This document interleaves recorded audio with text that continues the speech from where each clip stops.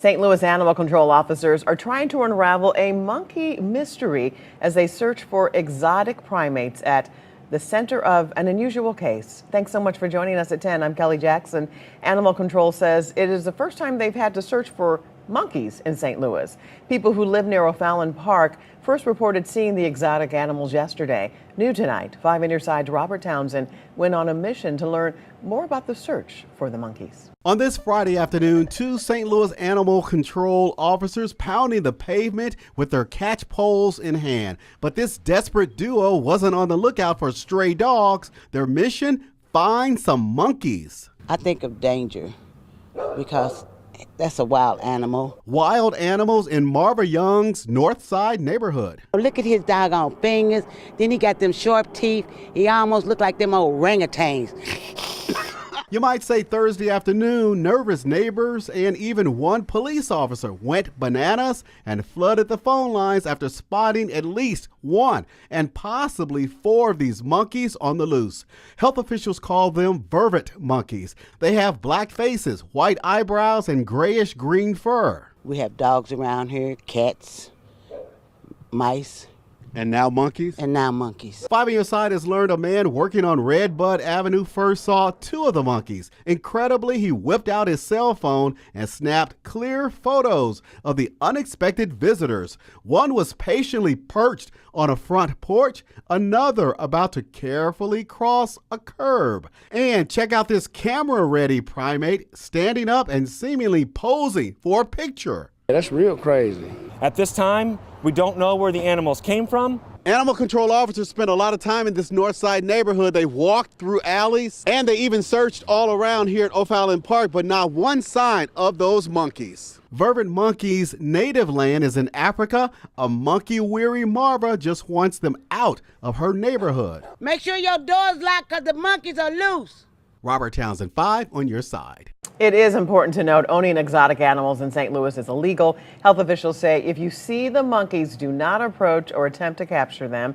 Instead, you should call St. Louis Animal Control, the number 314-657-1500. Shalom.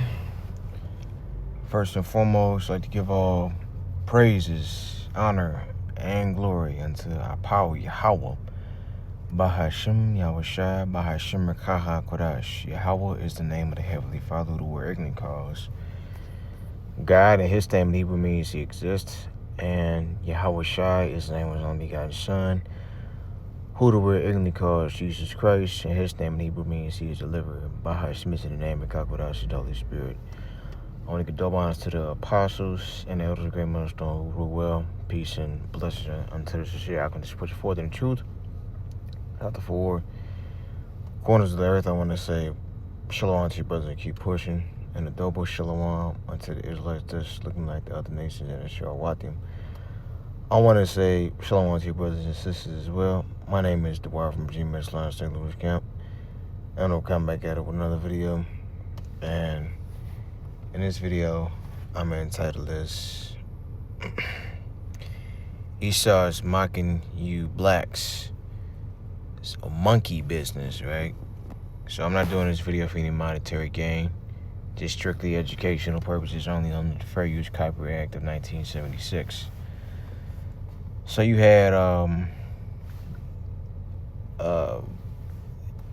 4 monkeys, at most 4 monkeys, from 1 to 4 monkeys that was running around the north side of St. Louis.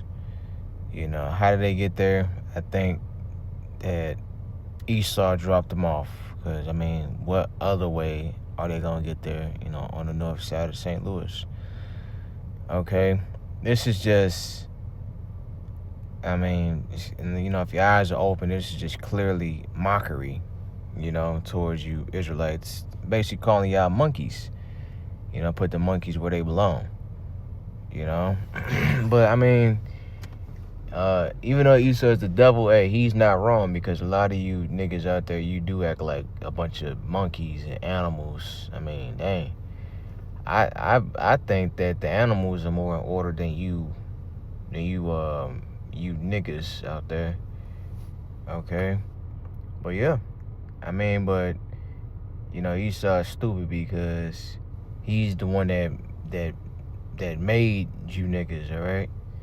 He the reason why y'all acting like that, because he know that if he has Israelites acting like monkeys in the street, he can continue with his attempt at a new world order, all right? But that's still not gonna work because you got the elect, okay? And you got to pay for what you did to the nation of Israel, okay? So let's go to 2 Corinthians chapter 2 and verse 11. At least Satan should get an advantage of us, for we are not ignorant of his devices, right? So we are not ignorant of whatever that the so-called white man throw out there, into the world. He come to find out that he was tampering with videos.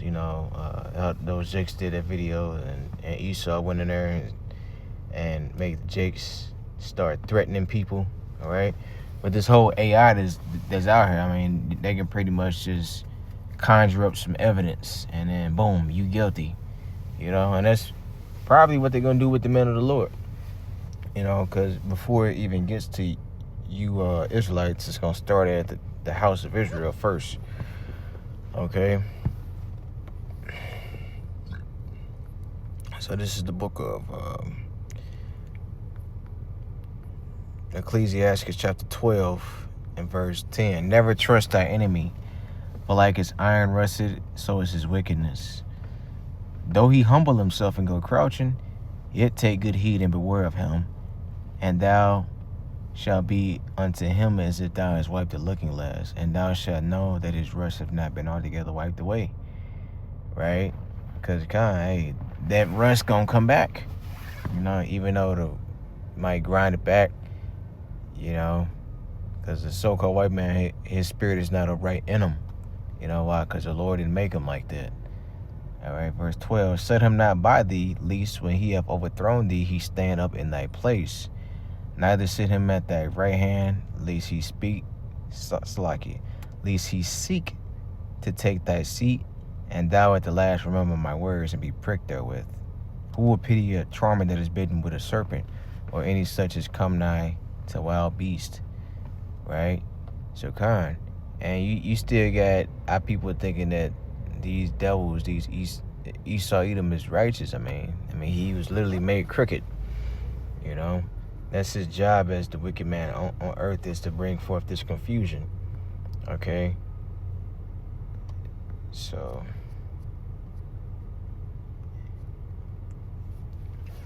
in Ecclesiastes 25 and verse 7, there be 9 things which I have judged in my heart to be happy, and the 10th I will utter with my tongue. A man that have joy of his children, he that liveth to see the fall of his enemy. Right? So and we are about to see the fall of our enemy, because that's a form of a blessing. It's seeing the fall of your enemy. And so who is our main enemy? The so-called white man, Esau Edom.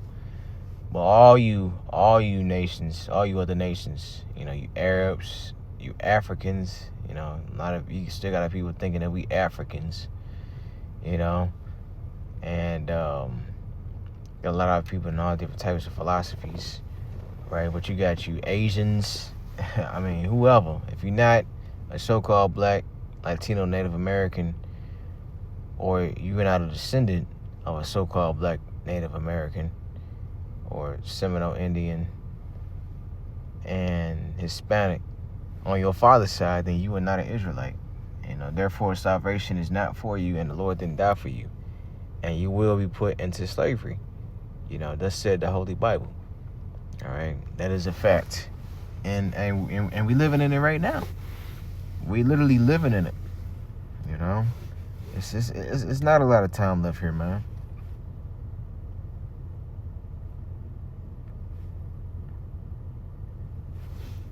So I'm gonna read verse 8. Well is him that dwelleth with the wife of understanding, and hath not slipped with his tongue, and that have not served a man more unworthy than himself. Right? So yeah, and you can apply that to Esau Edom, because he's a man more unworthy than ourselves. You know, he's literally the total opposite of how you're supposed to be as a man. I mean, just look at him, man. He's a cuck.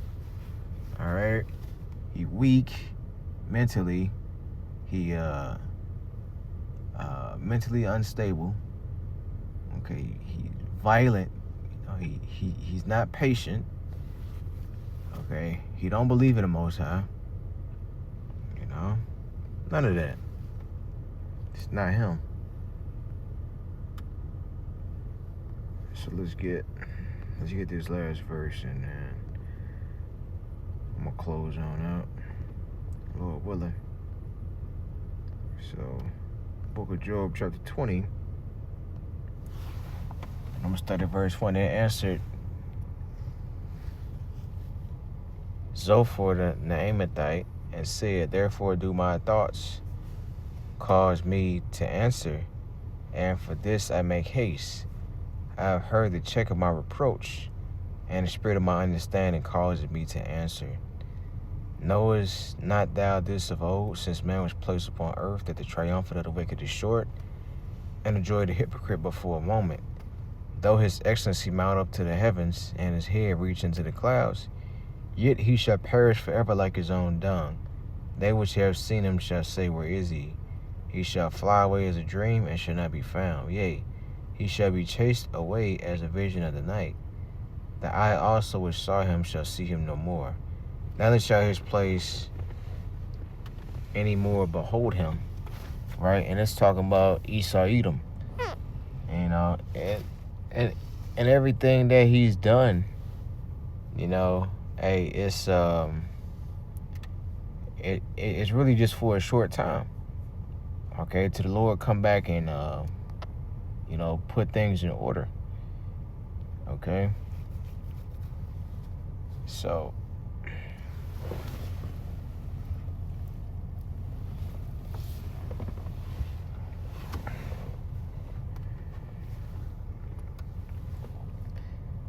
says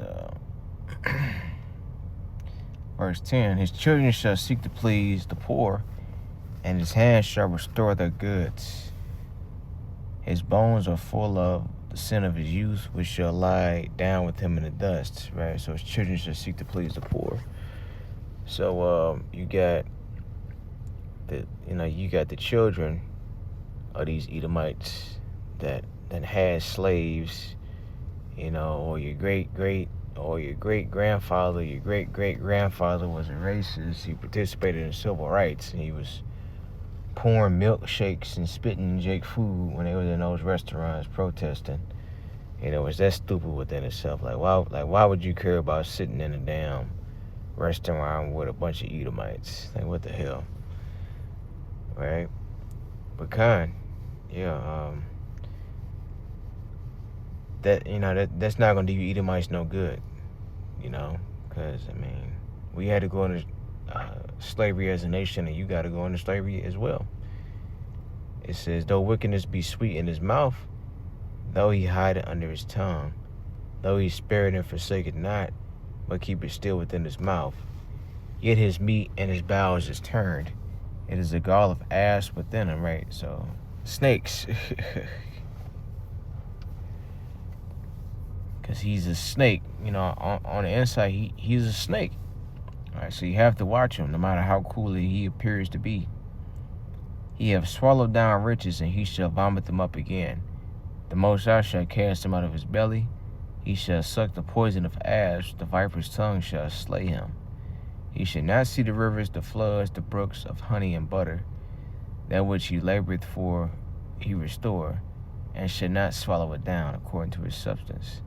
Shall the restitution be, and he shall not rejoice therein, because he have oppressed and have forsaken the poor, because he have violently taken away a house which he builded not. Surely he should not feel quietness in his belly. Right? So you reap what you sow. So everything that you've done, you're not gonna feel quietness. You're not gonna be at peace or rest. You know, like, what the hell you thought this was? Okay, you're letting those animals go into that Jake neighborhood, mocking them, like on the slick tip. Okay, And that was on social media as well. And you should have seen those Edomites. You know, it was roasting them in the comments, man. You know, it's roasting, you know, Flaming Jake. All right, just talking all proudly. Okay. But yeah, it says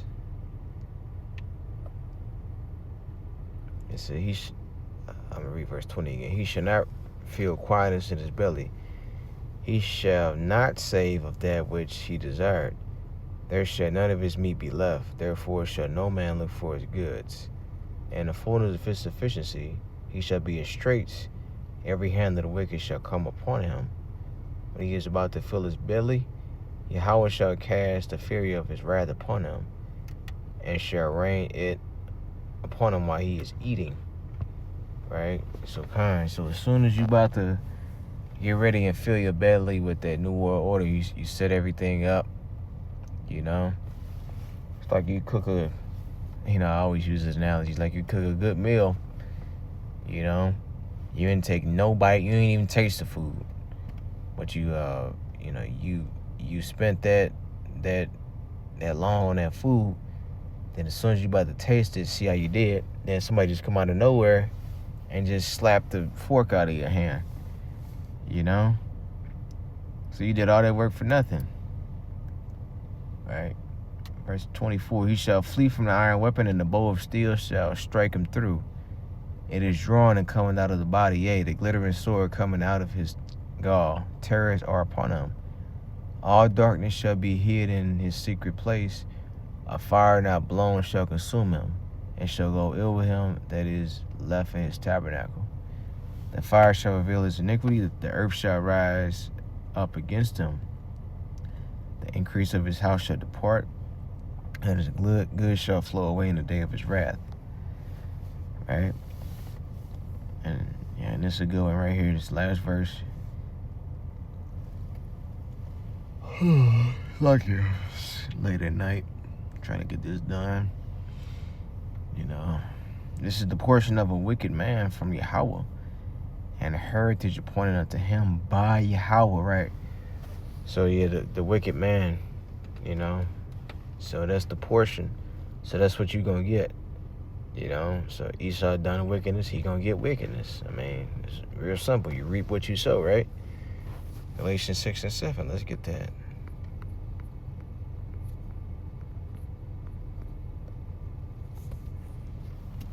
Galatians 6 and 7. Be not deceived, Yahweh is not mocked. For whatsoever the man soweth, that shall he also reap. For he that soweth to his flesh shall of the flesh reap corruption. But he that soweth unto the Spirit shall of the Spirit reap everlasting, right? So you're sowing unto the Spirit, you know. You add into your spirit. You know, you're building yourself up mentally. You know, cause that's what it boils down to, you know. And that's what this kingdom teaches you, you know. It teaches you to be just all in your flesh, you know. Just nothing through the spirit and power. How about Shemiah Shah? Just everything is just pleasure, pleasure, pleasure. Drinking, smoking, food, box, video games, parties,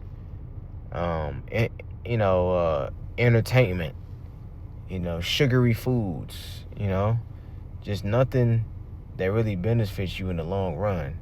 You know, like that shit ages you, you know. Eating bad food ages you, okay? Smoking and abusing alcohol ages you, okay? Little cheap relationships, you know, flings and stuff, and, you know, mainly that ages you women. You know, it don't really affect the man that much, you know, but it really ages you women as well, you know. Man, you just lose money. I mean, you know, if your feelings get involved, you know, with a woman or whatever, then yeah, that can hurt you in the long run. Because especially if you know, stick your rod in the wrong woman, you know, she could probably get you for 18 years, maybe even longer. All right. So read one more verse. And let us not be weary in well doing, For in due season we will reap if we faint not, right? So that's a faith booster right there. Cause a lot of brothers, they get tired of fighting. We seeing that, and they go back into the world or whatever, just get weak, disenchanted. But we gotta keep pushing, cause our enemy is coming down with the smackdown. So we have to make sure that we are doing everything that we can in order to receive salvation. All right. So with that, I want to say shalom. Hope that's edifying. On to the next one.